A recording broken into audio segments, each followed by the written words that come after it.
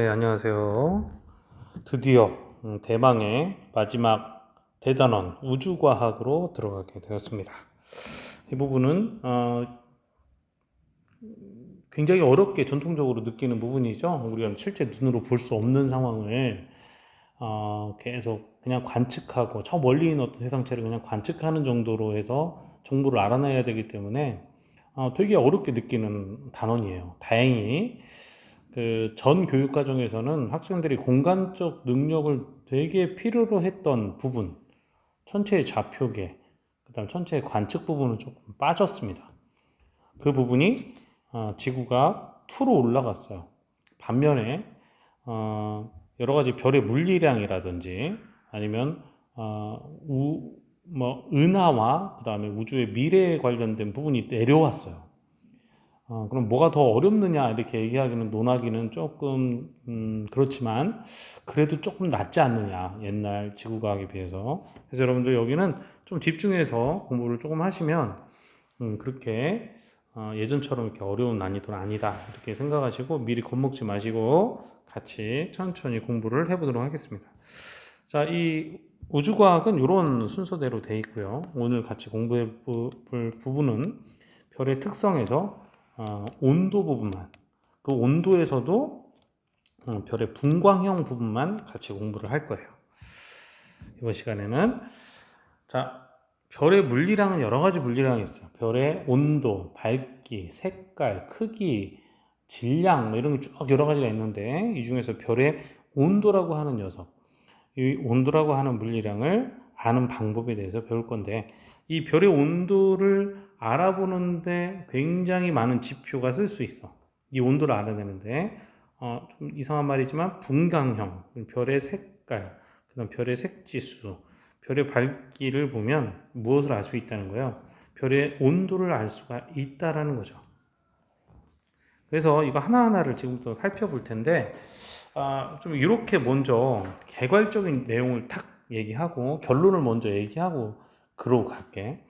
여러분들 그 모닥불이나 라이터 불이든 불을 봤을 거예요. 양초 불이든 이 불의 색깔이 이렇게 뭐 모닥불이라고 하고 이 바깥의 색깔 안의 색깔이 약간 색깔이 다른 거 여러분들 느끼신 적 있죠? 노란색, 뭐 주황색, 심지어 뭐 파란색으로 나오는 경우도 있지, 그지?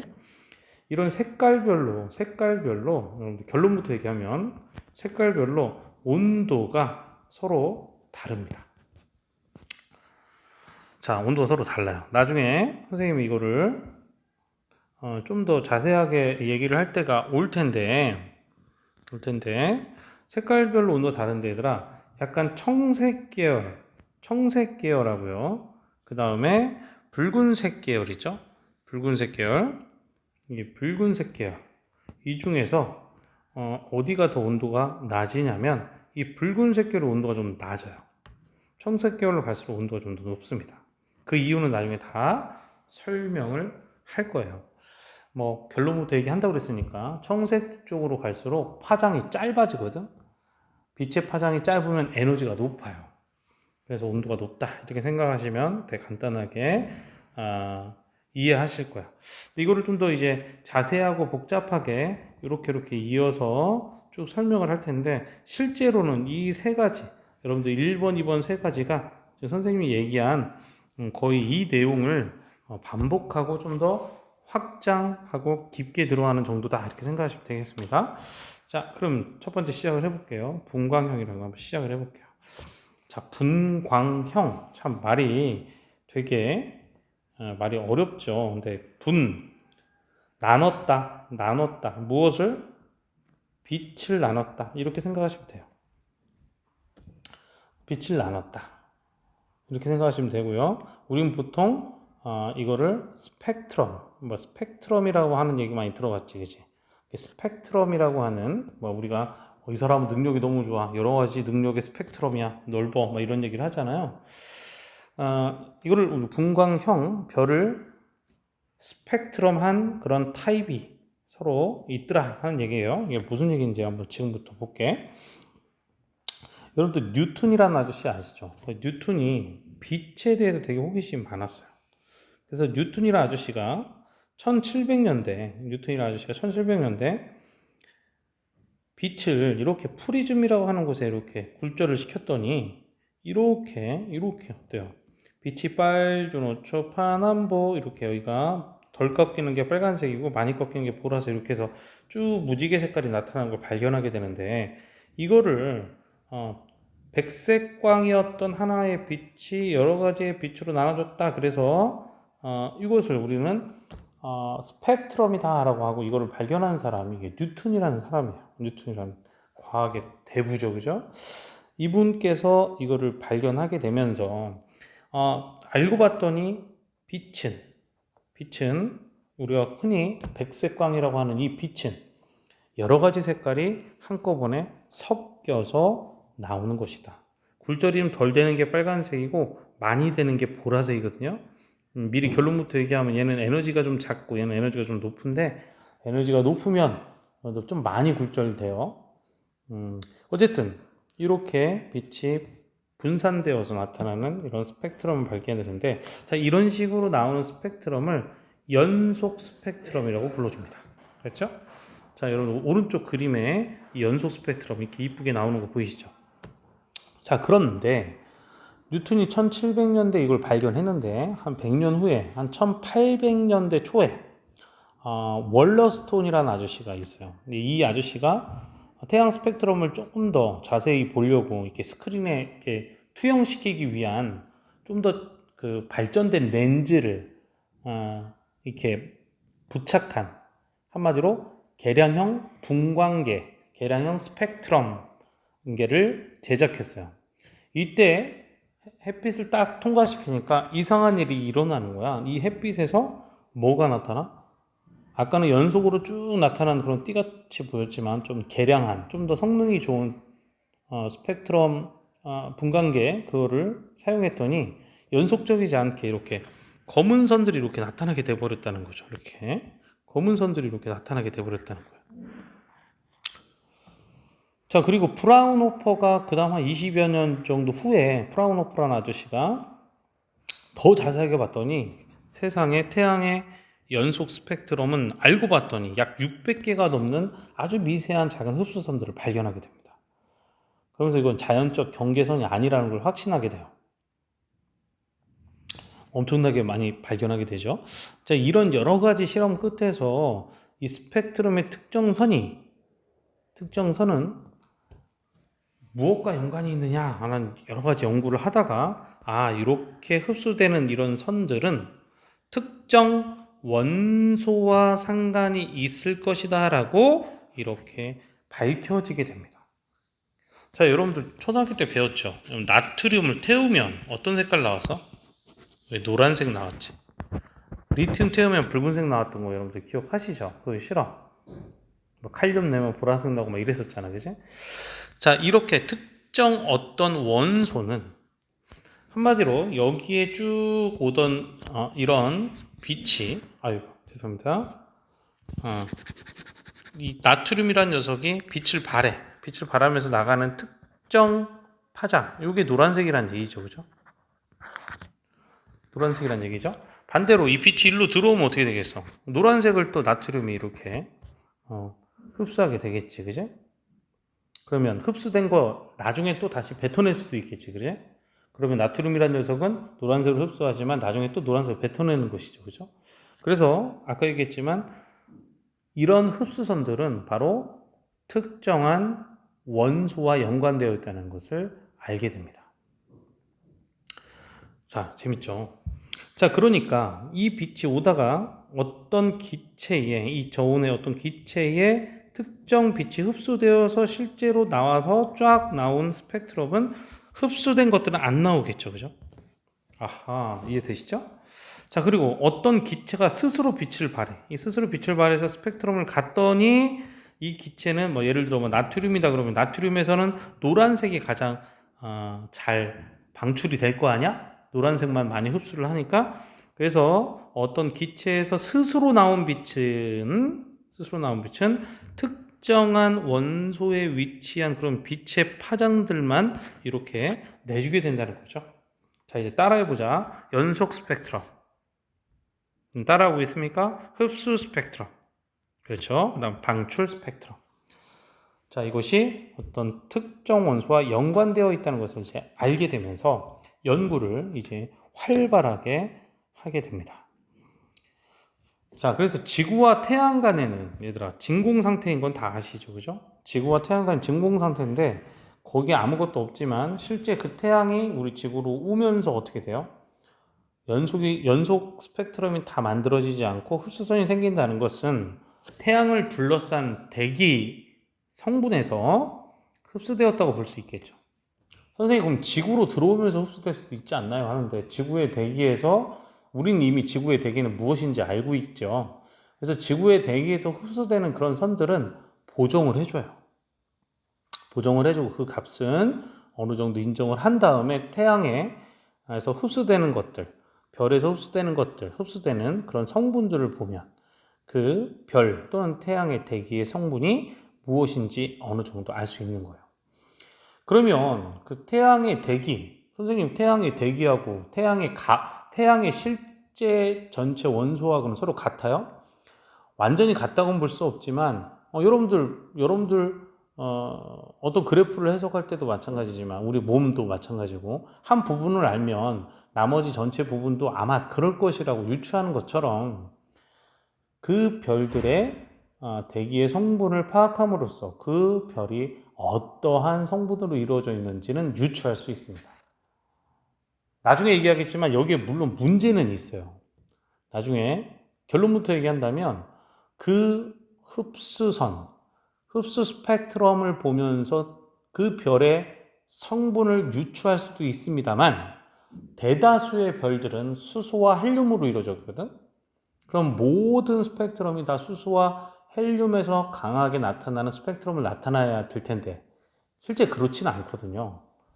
그러면 뭐라고 얘기할 수 있냐면 대다수의 별들은 수소와 헬륨으로 이루어져 있지만 그 별들이 갖고 있는 대기의 성분들은 약간씩 다를 수 있죠. 그죠? 그리고 결론적으로 얘기한다면 실제로는 그 별의 성분의 영향을 받기도 하지만 더 큰 영향을 받는 것은 바로 별의 온도 때문에 그 흡수선이 바뀌는 거예요. 그 설명은 좀 이따가 선생님 드리겠습니다. 자, 분광형 여기 정리해놨죠, 선생님이? 아까 얘기했던 거를 말로 표현한 것입니다. 지금 이 글을 한번 쭉 읽어보시면 되겠어요. 자, 그러면 그렇게 해서 나온 그 여러 가지 별의 분광형들이죠. 그 형들이 이렇게 쭉 나타나는데 이 알파벳은 참 이해가 잘 안 가지, 그지? 자, 이 알파벳이 어떻게 이렇게 나타났는지 선생님하고 이 모습을 한번 잠깐 얘기를 한번 해볼 거야. 자, 역사를 쭉 한번 다시 얘기해 볼게. 아까 선생님이 얘기했잖아. 이런 별들에서 나오는 그런 흡수선을 갖고 이제 이게 그런 별들의 어떤 성분인가 보다 이렇게 해가지고 막 과학자들이 그 분광계를 이용해서 별의 그런 흡수 스펙트럼을 막 조사를 하기 시작합니다. 1800년대 중반 이후에는 굉장히 활발하게 연구가 이루어지고요. 여기에는 이제 여성들이 굉장히 많이 참여를 했대요. 당시에 여성의 사회 진출은 되게 제한되었음에도 불구하고 이 별의 분광형을 분석하는 데서는 굉장한 세밀한 작업이거든요. 지금 여러분들 그림 보이시지만 이거를 이렇게 정렬했으니까 이렇지 대다수 그 랜덤한 별들을 갖고 얘들을 규칙성을 찾아낸다는 건 쉽지가 않잖아요. 이 여성분들께서 훨씬 더 이게 특화되어 있었던 것 같아요. 당시 사회 진출이 어려웠음에도 불구하고 여기서 혁혁한 그런 공을 세웁니다. 자, 그런데 여기서 처음에 이런 알파벳이 뭐부터 시작해요? A, B, C, D 뭐 이렇게 시작하죠, 그죠? 쭉 이렇게 시작하면서 이렇게 얘기를 하는 거예요. 여러분들 별에 가장 많은 원소가 뭐라고 그랬어 아까? 선생님 수소라고 그랬죠, 그치? 그래서 수소선이 굉장히 많이 제일 발달한 이거를 그냥 A로 놓는 거예요. 그래놓고 그 패턴이 조금씩 달라지는 그런 세기에 따라서 B, C, D 이렇게 정렬을 했던 겁니다. 그래서 이 당시에 이렇게 알파벳으로 정렬을 쭉 해놨었는데 정말 나중에 알고 봤더니 실제 이 분광형은 어떤 별의 구성 성분, 대기의 구성 성분도 연관이 분명히 있지만 이거보다는 그 별의 무엇 때문에 온도 때문에 더 결정된다는 걸 알게 됩니다. 여러분들 실제로는 그 닐스 보어에 의한 양자역학이 발달하면서 원자 배열과 구조에 대한 그 연구가 굉장히 급격히 발전하게 되면서 나타난 현상이거든요. 그래서 어떤 에너지를 받게 되면 여러분들 그 원자 모형은 다 아시죠? 톰손은 이렇게 무슨 막 푸딩처럼 박혀 있다 그랬다가 러더포드는 어떻게 했어? 원자 핵 주변에 전자가 도는 그런 모양을 얘기해 줬죠. 그러다 보어는 어떻게 합니까? 그래. 어떤 원자 핵 주위로 돌고 있는 전자가 확률로서 이렇게 돌고 있다는 걸 얘기하잖아? 화학시간에 다 배웠잖아, 이 정도는. 근데 여기서, 특정 에너지를 받게 되면 원자가 어떻게 돼? 원자 핵 주위에 이렇게 전자가 이렇게 돌고 있다고 가정을 하자. 물론 확률로 돌고 있는데, 여기에 어떤 특정한 에너지를 받게 되잖아? 이 전자가 에너지를 받게 되면 이 전자가 들뜬 상태로 가게 돼. 들뜬 상태는 현재 이 전자가 돌고 있는 궤도보다 더 높은 어떤 궤도로, 에너지를 받은 높은 궤도로 이동한다는 얘기거든요. 에너지를 특정 파장을 받았을 때. 그러면 이 전자가 돌고 있다가 다시 바닥 상태로 떨어지면서 다시 에너지를 바깥으로 내겠지, 그지? 광자를 낸다고 우리 보통 표현하는데, 그때 받은 파장이든 다시 내보내는 파장은 서로 같을 수밖에 없겠죠. 이걸 우리가 흡수, 그죠? 이걸 방출이라고 얘기할 수 있겠지, 그지? 자, 이렇게 설명을 해버리는 거예요. 그러면서 오히려 이 스펙트럼의 현상은 구성 성분을 의미하기도 하지만 훨씬 더 중요한 가치가 바로 뭐다? 그 별의 온도를 지칭한다. 이렇게 얘기를 해버리게 되는 거예요. 이해되시죠? 설명 잘한다, 그지? 자, 그러니까, 그러면 우리가 이렇게 과학자들이 나타낸 알파벳으로 나타낸 바로 수소 원자, 우리 수소 원자를 H1이라고 보통 표현을 합니다. H1이라고 표현하는데 이 뒤에 있는 원은 뭐냐면 수소에 전자 하나 있죠, 그죠? 이 전자 하나가 돌고 있는 거를 얘기하는 거예요. 아시겠죠? 근데 얘가 만약에 이온화돼서 떨어져 나가면 완전히 떨어져서 없어져 버려. 없어져 버리면 H2라고 얘기를 보통 불러요. 이게 이온화된 수소를 얘기하는데 실제 떨어져 나가면 얘들아 완전히 이온화되면 그 전자가 다시 바닥 상태로 돌아올 수가 없죠. 그렇게 되면 스펙트럼, 즉 여러분들 스펙트럼 상에서는 절대 나타나지 않습니다. 이해되시죠? 그럼 어떻게 해야 이온화될까? 온도가 엄청나게 높아야 되겠죠. 그래야 전자를 완전히 떼어내게 되겠죠. 그래서 굉장히 높은 온도의 별에서는 오히려 수소의 스펙트럼이 나타나지 않습니다. 전자가 없기 때문에. 태양 정도는 나타납니다. 태양 정도는 잘 나타나고요. 어쨌든 이 중성수소 H1이라고 하는 녀석이죠. 요 녀석의 선의 세기에 따라서 옛날에 A, B, C, D로 이렇게 나타냈던 것을 알고 봤더니 구성 성분보다는 이 별의 스펙트럼 분광형은 온도에 더 큰 영향을 받는다는 걸 알고 이걸 온도에 따라 다시 구분한 것이 바로 OBAFGKM형이라는 거예요. 자, 그러면 이걸 다시 ABC로 구분하면 되지. 왜 이렇게 불러야 하잖아? 과학은 그래, 얘들아. 한번 약속한 거는 다시 고치기가 어려워. 전 세계 과학인들을 다시 설득해야 되잖아. 마치 전자의 방향과 전류의 방향이 서로 반대인 것처럼 실제 전자이동 방향으로 원래는 불러줘야 되는데 그냥 우리 약속한 것처럼 나도 이해가 잘 안 돼. 그럼 이거를 외워야 되느냐? 외워야 돼, 얘들아. 어쩔 수 없어. 옛날에 이렇게 외웠거든. Oh, be a fine girl, kiss me. 저기 보이는 아가씨 나에게 키스를 해줘. 이렇게 해주는데 지금 이거 큰일 나죠. 요즘 이 젠더 감수성이 전혀 맞지 않아. 그래서 선생님이 다른 데로 바꿨어. 어떻게 바꿨냐면 오빠가 아프면 마음이 아프지, 그지? 여러분들 남자일 수도 있지만 어쨌든 형제가 아파. 그럼 굉장히 마음이 아프지? 이렇게 외우자. 오빠 따라해봐. 오빠 아프지 마 이렇게 할 거 아니야. 오빠 아프지 마 이렇게 좀 기억을 해두세요. 근데 왜 뒤에 직이냐? 오빠가 아파서 눈물이 나는 거야. 그래서 오빠 아프직 막 이렇게 하는 거죠. 오빠 아프직 막 이렇게 좀 기억을 해두시고요. 요 순서대로 이쪽이 좀 더 온도가 어떤가요? 온도가 높은 별이야. 이쪽을 갈수록 온도가 어떤 별이니? 낮은 별이다. 이렇게 보시면 되겠어요. 그리고 각 단계마다 또 O0에서 O9까지 10단계가 있어요. G도 마찬가지. 다 단계마다 G0에서 G9까지 있습니다. 아시겠죠? 세분화를 하고요. 자, 태양은 어디에 위치하고 있느냐? 태양은 약 G2 이렇게 G에서 두 번째 위치하고 있고요. 옛날 LG 핸드폰의 그 브랜드 모델명이 G2였어요. G2 딱 LG가 이렇게 로고가 이렇게 돼 있죠. 야, 이거 다른 특정 그 저기를 로고를 그렇게 하면 안 되는데 LG가 이렇게 돼 있죠. 사람 모양처럼 이렇게 되는데 약간 빨갛죠, 그죠? 태양의 모습인 것 같아요. LG 관계자가 물어보지도 않고 안 왔지만 그런 것 같아요.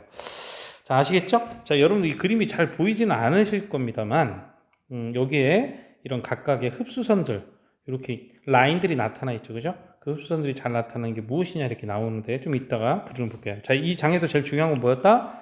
실제 스펙트럼은 대기의 구성 성분을 알려주는 것도 있지만 완전히 그것들을 다 알려주지 않는다. 오히려 별의 온도에 대한 정보를 주는 것이다. 이렇게 보시면 되겠어요. 이 순서 외우두셔야 됩니다. 자, 그러면 아까 얘기했던 대로 하나 더 얘기할게요. 그럼 선생님, 그러면 수소 H1이 가장 잘 발달되는 게 뭐 어디예요? 그러면 여러분들 바로 어디가? 그렇지. 바로 이 A라는 것입니다. 그리고 온도가 약 10,000K 정도 되는, 딱 외우긴 좋죠, 그죠? 그래서 A0는 약 온도가 10,000K 정도 되고 흡수선이 중성수소 H1의 흡수선이 가장 강하다. 이거 정도 기억을 해두시면 되겠어요. 자, 그런 식으로 쭉 얘기를 했죠. 자, 아까 선생님이 결론부터 얘기했지. 여기가 온도가 높고 높아. 여기가 온도가 낮다고 그랬죠. 이 성향을 쭉 알면 되고 이 온도를 다 외울 필요는 없어요. 외울 필요는 없는데 얘는 외워둬야 된다고 그랬지. A0는 몇 K다? 10,000K다. 이건 외워둬야 돼. 알았죠? 그 다음에 높을수록 무슨 색깔이라고 그랬어? 청색. 낮을수록 붉은색이라는 거. 이건 아까 선생님하고 공부를 했지? 근데 얘는 또 외워둬야 돼. 뭔 색? 흰색이다. 이거 좀 알아두세요. 별의 색깔이 흰색이다. 그럼 일로 갈수록 흰색과 청색의 중간적인 것이고 일로 갈수록 뭐야? 붉은색 쪽으로 가니까 어떻겠어? 색깔은 금방 외우지 않아도 느낌이 오겠죠. 그죠? 오빠 아프직 마. 오케이. 자, 넘어갑니다. 자, 실제 이 흡수선의 상대적 세기를 한번 볼게요. 자, 여기 분광형이야. 자, 여러분들 H1 어디 있어? 우리의 히어로 H1. H1의 흡수선의 굉장히 진하기의 정도가 가장 큰 데가 요쯤 되겠다. 그지? 요쯤 돼서 쭉 보니까 뭐라고 써 있어? 아하, 그래서 A0구나. 자, 태양은 어디 있다고 그랬죠? 태양은 G2별이니까 G0에서 G9까지 열등분해하면 되겠지? 그럼 두 번째, 요거쯤 되겠다. 그지? 그럼 태양에서 제일 강한 흡수선은 오히려 뭐야? 칼슘인데, 칼슘에 2가 되어 있다는 얘기는 뭐죠? 이온화된 칼슘을 얘기하는 거지. 그지? 중성 칼슘 말고 전자 하나가 이온화되어 있다. 이렇게 얘기하면 되겠죠. 근데 칼슘은 여러분들 전자가 꽤 많죠. 그러니까 얘는 전자가 하나 이온화되어 있어도 얘는 흡수선이 나타나는 거야. 수소는 전자 하나만 있는데 얘가 이온화되면 전자가 다시 떨어질 수가 없으니까 흡수선이 안 나타나잖아. 그지? 그럼 태양은 여기 있단 말이야, 얘들아. 태양은 칼슘, 이온화된 칼슘의 흡수선과 철 흡수선. 그렇죠? 그 다음 철이 이온화된 것, 또 중성철, 그 다음 또 뭐야? 아하, 바로 중성수소가 이만큼 있는 거예요. 아시겠죠? 자, 그래서 어떤 별에 어떤 성분들, 어떤 흡수선의 상대적 세기에 따라서 그 별의 표면 온도를 우리가 지칭할 수 있는 겁니다. 자, 그리고 여기서 이 표를 잘 보시면 재밌지? 잘 봐봐. 재밌지? 자, 1로 갈수록 어때요? 즉 O형별로 갈수록 어떻습니까? 뜨겁다고 그랬죠, 그지? 고온의 별이야. 고온의 별이야. 그러고 보니까 어떻게 돼 있어요? 어허, 헬륨이 뭐 돼 있어? 아하, 헬륨이 이온화돼 있죠, 그죠? 이온화돼 있지. 그 다음에 여기 뭐 이런 것들 다 이온화돼 있어. 이쪽으로 갈수록 헬륨선, 그죠?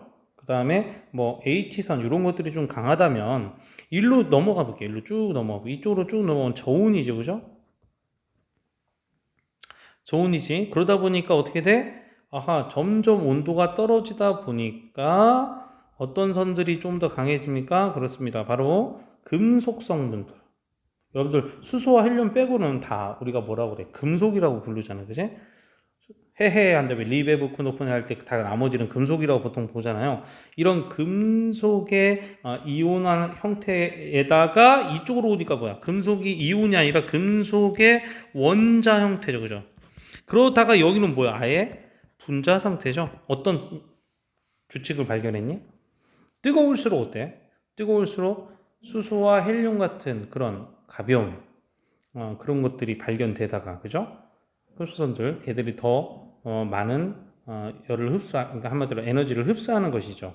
그러다가 점점 이온화되어 있는 것들이 강해지다가 분자 상태로 그러니까 금속 원자 상태로 오다가 분자 상태로 온다는 거죠. 한마디로 뜨거움에서 차가움으로 갈수록 당연히 어떻게 되겠어요? 뭔가를 떨어뜨리려고 하지 못한다는 얘기죠. 그죠?